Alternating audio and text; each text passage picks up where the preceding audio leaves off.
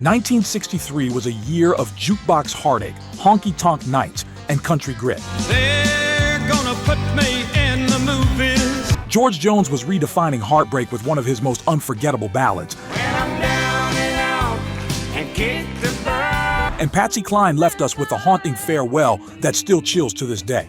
I go out walking after midnight. These are 12 country songs from 1963 that shaped the sound of America and still hit just as hard today. 6 days on the road and I'm gonna make it home. Number 12, 6 Days on the Road by Dave Dudley. Here's Dave Dudley now singing 6 Days on the Road. This truck-driving anthem rumbled onto the airwaves with diesel-fueled grit.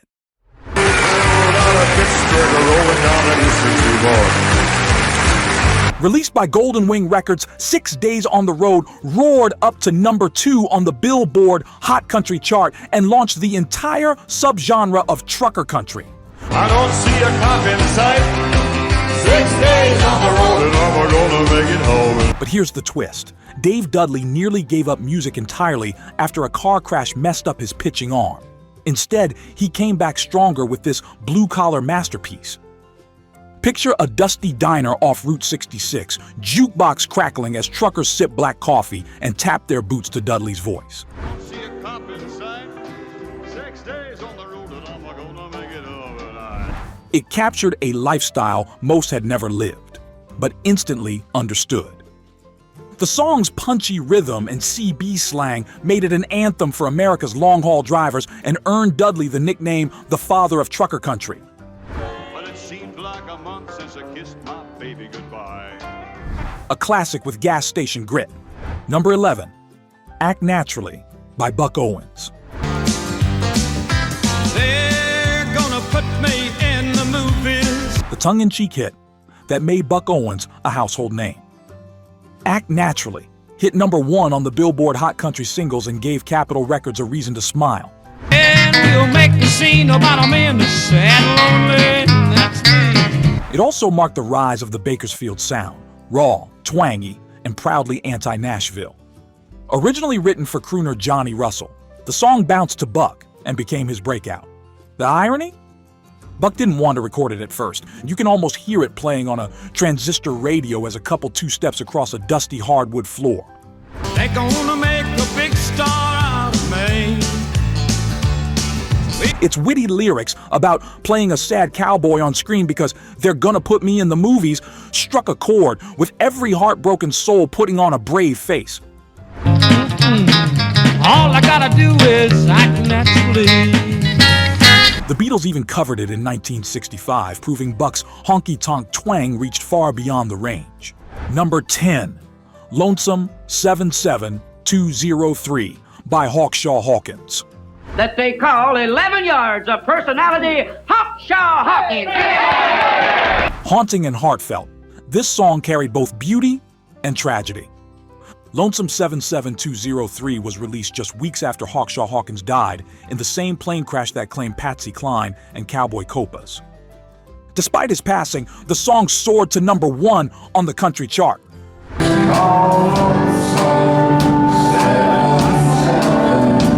His only chart topper, and became a bittersweet posthumous tribute. It's a classic tearjerker. Imagine it echoing from a lonely payphone booth under a flickering light. A man dialing a number he knows she'll never answer. Its melody aches with finality, and knowing the fate of its singer adds a weight that's impossible to shake.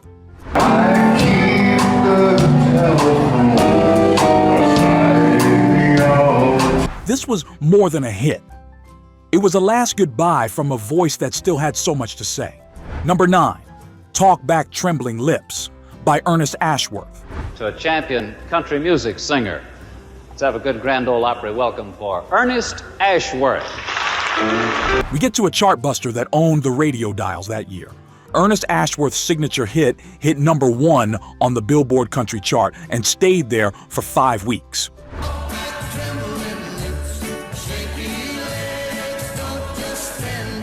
A huge feat in '63. Released on Hickory Records, it gave Ashworth his defining moment. Trivia time. It was first offered to Buddy Killen, who passed. Ashworth grabbed it and made history. Every day I love the battle royal. Picture a teenage couple parked by a moonlit lake, this song playing low as he tries to say what his heart won't let him. Ashworth's trembling vocals mirrored every word, raw, restrained, and relatable. The chorus was made for late-night heartbreak.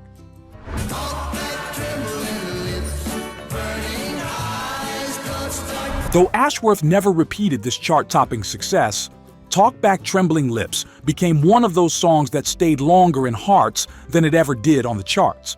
Number 8, Still, by Bill Anderson. I'd like to point out that Bill writes many of the songs that he does, and here's one of his biggest hits. The title is Still, and here's Bill Anderson to sing. Whisperin' Bill Anderson took a poetic turn with this soft-spoken ballad. Released by Decca Records, Still became a #1 country hit and even crossed over to the pop top 10.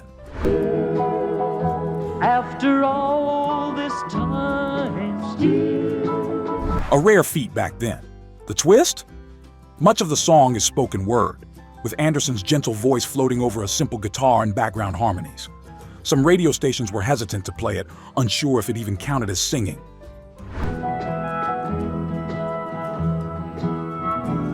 Imagine a man sitting alone at a kitchen table, coffee gone cold, talking to a memory that won't answer.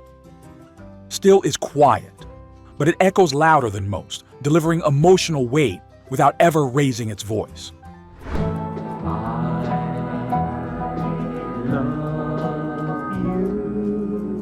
Its crossover appeal proved that country music didn't need a shout to break your heart, just the right whisper. Number 7, Love's Gonna Live Here, by Buck Owens. Buck Owens, here they are. Another Buck Owens classic, this one owned the charts like few songs ever have. Released in the fall of '63, it spent an astounding 16 weeks at #1, making it one of the longest-running chart toppers in country history. Love's gonna live here again. The backstory? Buck wrote it after a string of darker tunes. He wanted a song that brought light. And it worked. Picture the joy of a returning soldier pulling into a dusty driveway, greeted by a porch light, and the arms of someone waiting. Love's Gonna Live Here was an anthem of hope, all fiddle, steel guitar, and sunshine.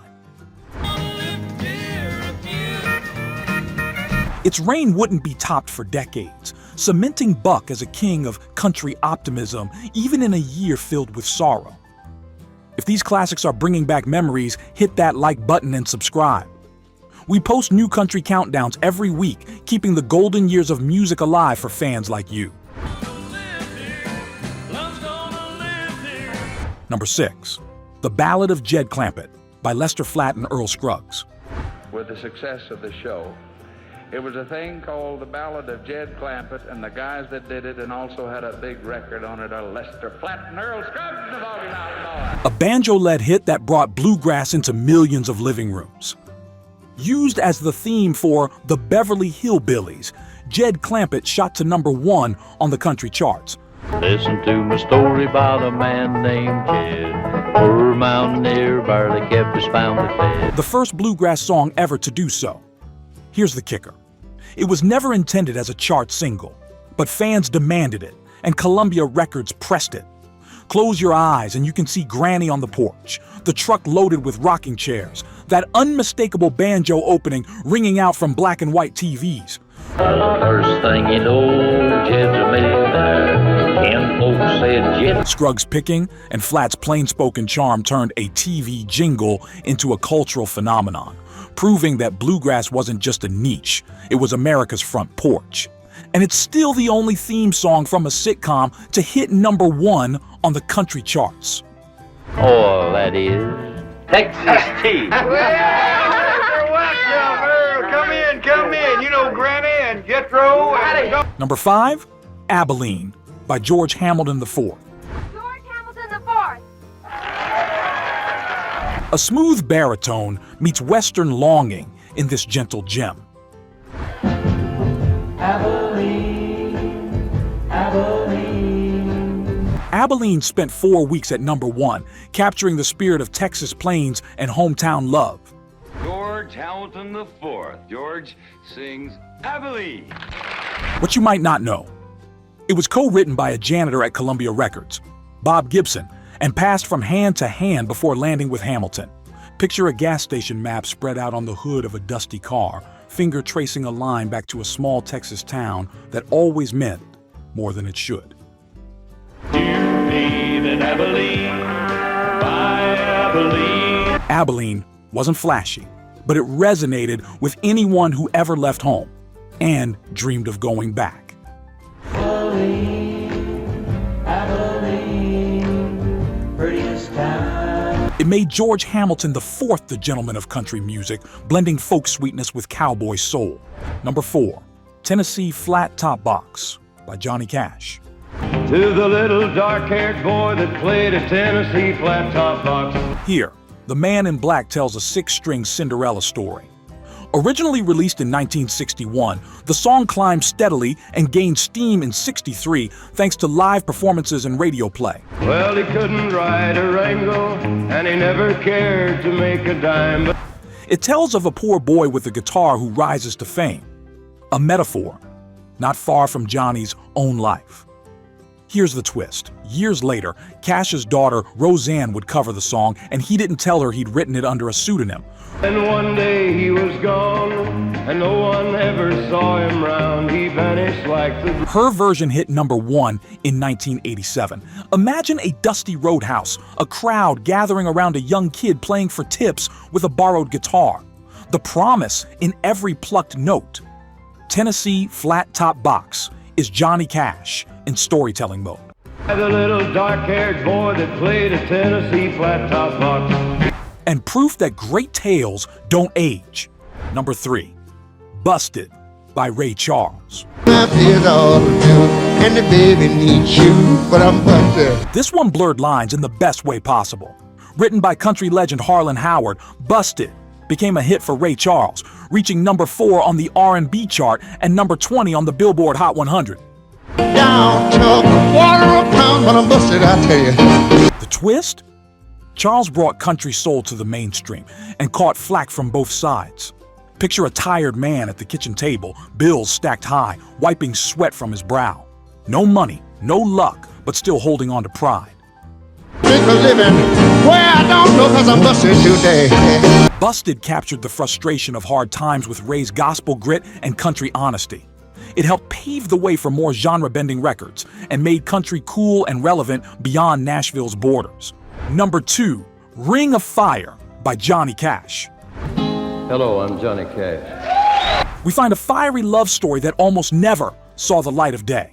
Written by June Carter and Merle Kilgore, Ring of Fire was first recorded by June's sister, but it was Johnny who turned it into a hit, adding those iconic mariachi horns. To a burning ring of fire, I went down, down. It hit #1 on the country charts and became one of Cash's biggest songs, but not without risk. Fell into a burning ring of fire.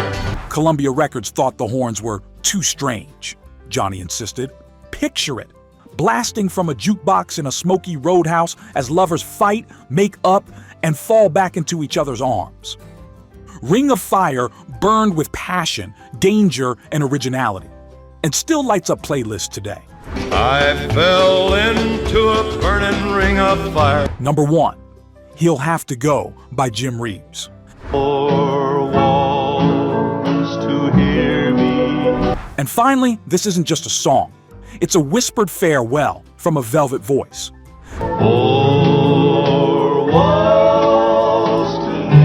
Technically released in late 1959, it was still dominating in 1963, especially after Reeves's untimely plane crash that year.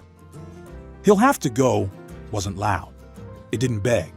It simply asked. Put your sweet lips a little closer to the phone. Imagine that line playing as someone leans against the wall of a payphone, trying to hold it together. Jim Reeves's smooth baritone and intimate phrasing shaped the Nashville sound, influencing generations to... It's no wonder this track topped the charts and became a cross-genre standard covered by dozens, but never quite like Jim. If you've enjoyed this trip back in time, don't forget to like and subscribe for more country classics every week, and there you have it. 12. Unforgettable songs from 1963, a year that proved country music could be tender, tough, witty, and wildly original. From trucker tales to heartbreak ballads, these songs captured a moment in time and still speak volumes today. Thank you for joining us on this nostalgic ride. Up next, 1964, Country Songs We'll Never Forget, a year that brings new voices, bold sounds, and one star who would become an American legend. Until then, keep the music close.